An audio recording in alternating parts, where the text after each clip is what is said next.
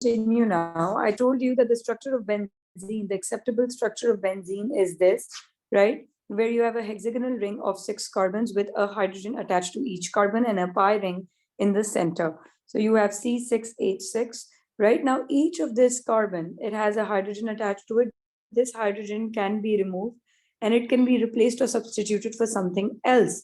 You can remove a hydrogen and this will become C6H5 plus H plus. So you lose this and this will become C6H5, right? H plus. This right here, when benzene loses a hydrogen, this is called a phenyl group. What do we call this? The phenyl group. Now you can have either one H being removed, and that is called monosubstitution of benzene, right? What is monosubstitution? Where one H is removed and substituted with something else. And when you have more than one, we call it polysubstituted or polysubstitution, right? And that could be more than one, so it could be two, so that is called di, tri, tetra, etc. Right? So when you have one side chain, we call it monosubstitution. And when we have more than one, that is called polysubstitution. So when you have more than one side chain, that is polysubstitution. Now let's see monosubstitution examples, and these are parent compounds. That means you see one hydrogen has been removed and replaced by something else. Now what do we call these? Let's see the naming of these compounds. I've already drawn them for you. You can see one hydrogen has been removed and it is substituted with another group. These are all monosubstituted. Now when the hydrogen is removed and replaced by an alkyl group, which alkyl group is this? Methyl. So we will call this what? Methyl benzene. So this right here is methyl benzene, which is C6H5CH3. So this right here is C6H5CH3 methyl benzene. Right here you have C6H5Cl, right? Instead of an H we have a Cl. What will we call this? This will be called chlorobenzene, right? Then you have a nitro group instead of the hydrogen. So this will become C6H5NO2. This is called the nitro group. So we will call this what? Nitrobenzene. This will be called what? Nitrobenzene. This right here is C6H5OH. You have an alcohol group instead of the H. So this will be called what? The phenol group. Whenever you have a benzene with an OH, we call it a phenol. So this is phenol. Right here we have an amine group instead of the hydrogen. So this is C6H5NH2. You have the amine group. So we call this either benzamine or you can call it phenylamine. Why phenylamine?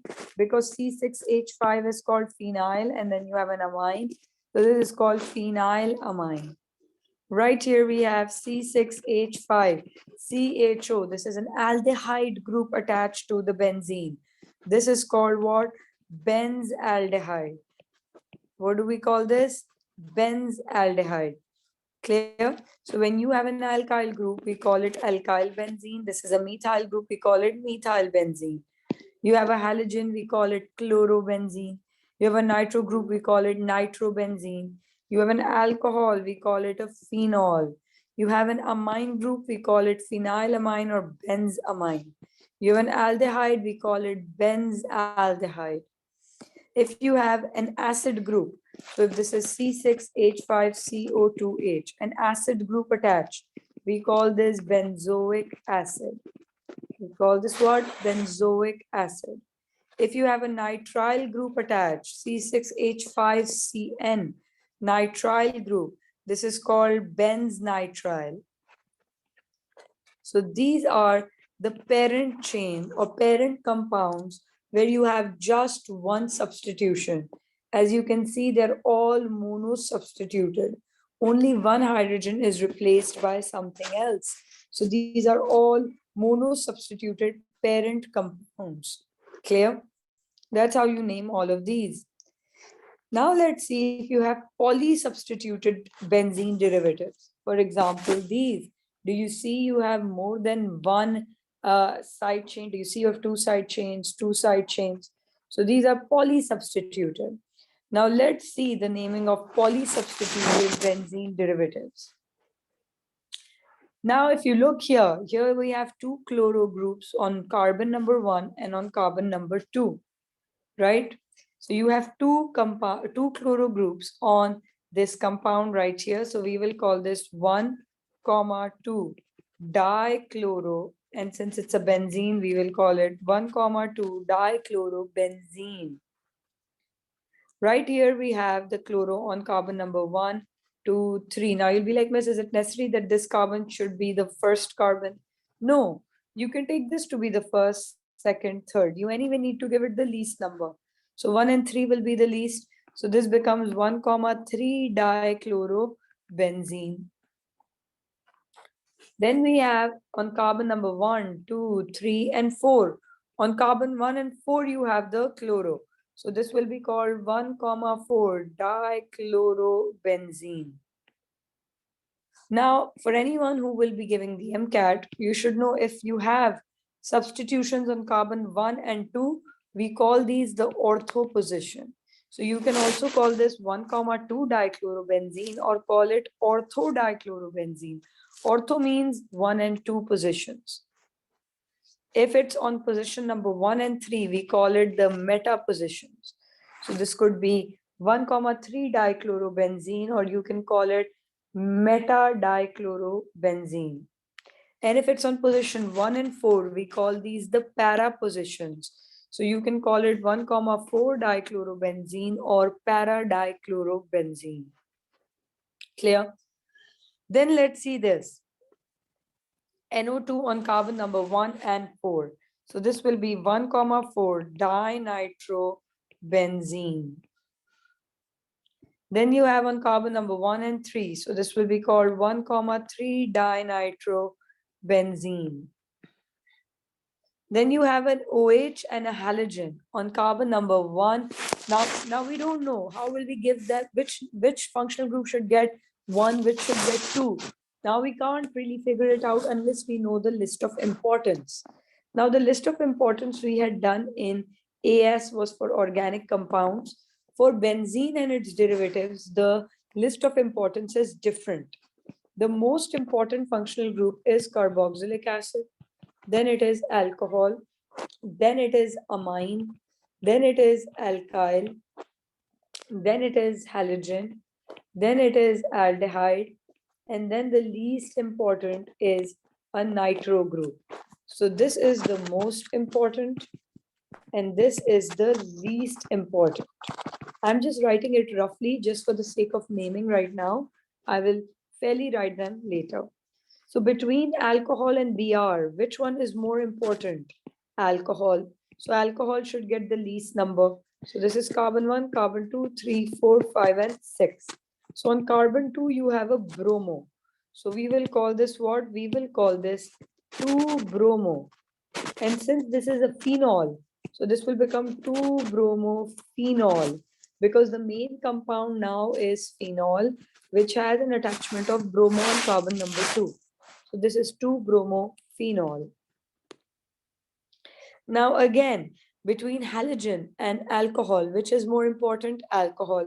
So this is the phenol with an attachment on carbon number 3 and carbon number 5. So on 3 and 5, we have bromos. So we will call this what? 3, 5 dibromo. And you have a phenol. So this will be 3, 5 dibromophenol. Clear? Now you have amine and chloro. So let's see which is more important between amine and halogen. Amine is more important, so that will get the most least number. So this is the most important. So 1, 2, 3, 4, 5, and 6. On carbon 3, you have a chloro. So this becomes 3-chloro. Now this thing is benzamine, or you can call it what? I told you, you could call it phenylamine. So we will call this compound 3-chloro. You can either say benzamine or you can either say phenylamine. So 3-chloro-phenylamine. Now you have a nitro and an amine. Between a nitro and an amine, obviously amine is more important. So this will be carbon 1, 2, 3, 4, 5, and 6. On carbon 4, you have a nitro group. So you will call this what? 4-nitro. Again, phenyl, or you can say benzamine. So that becomes the name for this one. Then you have acid and you have alcohol. So which is more important, acid or alcohol? Acid. So this is going to be the most important. Therefore, 1, 2, 3, 4, 5, and 6. So on carbon 1, you have acid. And whenever you have acid attached, we call it what? Benzoic acid, right here, if you remember.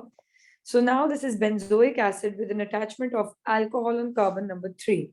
Now, alcohol is not the main compound, it is a side chain. So when it's a side chain, we will call it what? Hydroxy. So this becomes 3-hydroxy benzoic acid. Clear? Right here, you have acid and chloro. So acid is more important. So since this is more important, we will say 3-chloro. On carbon 3, you have a chloro, and that will be benzoic acid. So 3-chloro-benzoic acid. Now right here, you have an alkyl group and an amine. Between an alkyl and amine, what is more important? Amine is more important. So amine should get the least number. So this will be 1, 2, 3, 4, 5, and 6. So on carbon number 3, you have an ethyl group attached now. So you will call this what? 3-ethyl. And since this is an amine attached to benzene is called what? Phenylamine or benzamine. So we will say 3-ethyl phenylamine. Is this clear? Is this understood? Let's move ahead to the reactions of benzene now.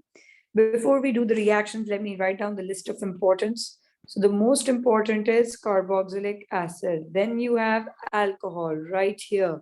Then you have amine. Then you have alkyl. Then you have halogen. Then you have aldehyde. Aldehyde is less important. Do you see that?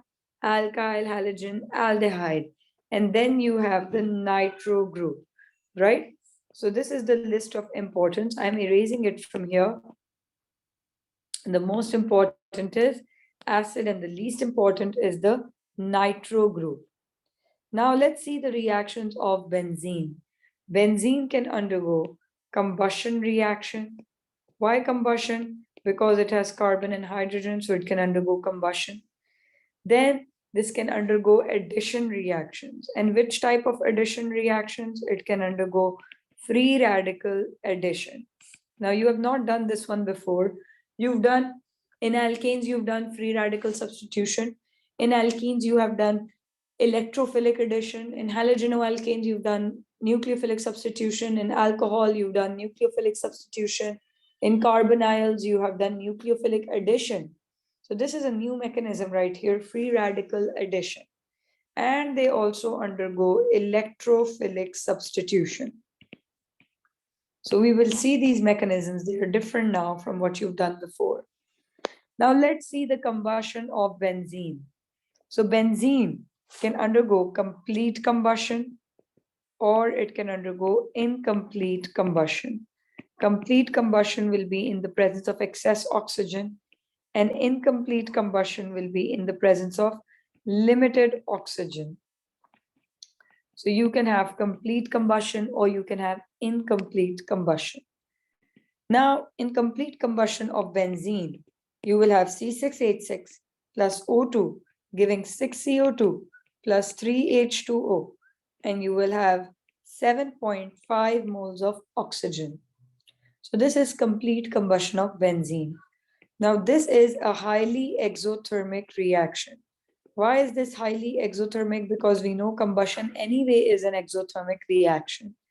So benzene is a liquid, and it produces, can we say, a lot of energy on combustion?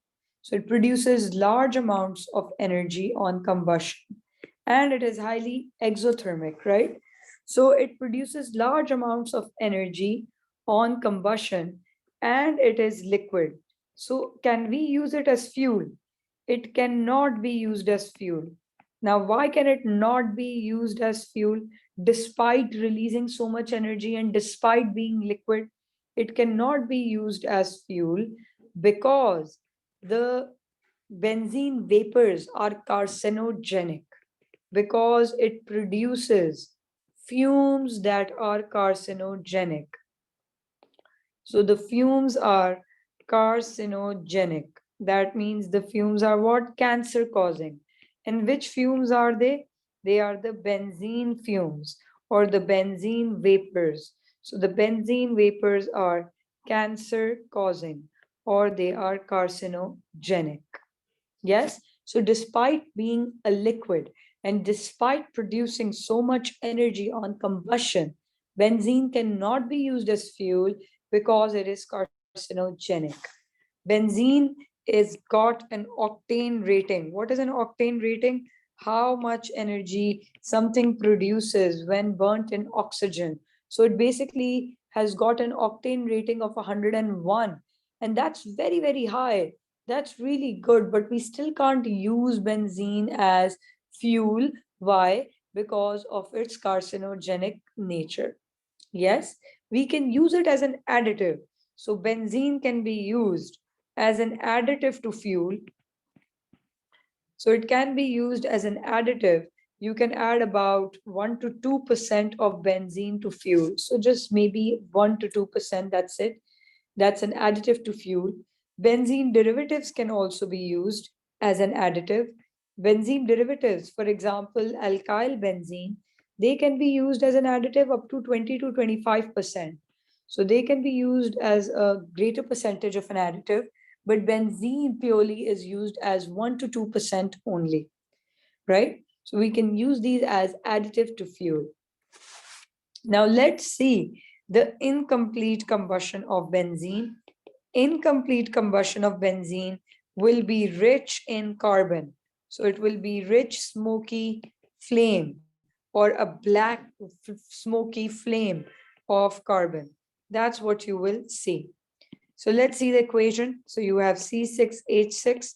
This burns in oxygen to give a smoky flame. And that smoky flame will be a what? That smoky flame, if you remember in incomplete combustion, we did formation of soot. So right here, you will have a smoky flame of carbon. So this is incomplete combustion of benzene. Is this understood? Despite being liquid and highly exothermic, it is not used as fuel because of its carcinogenic nature. You can use it as an additive though. Is combustion understood? Do you guys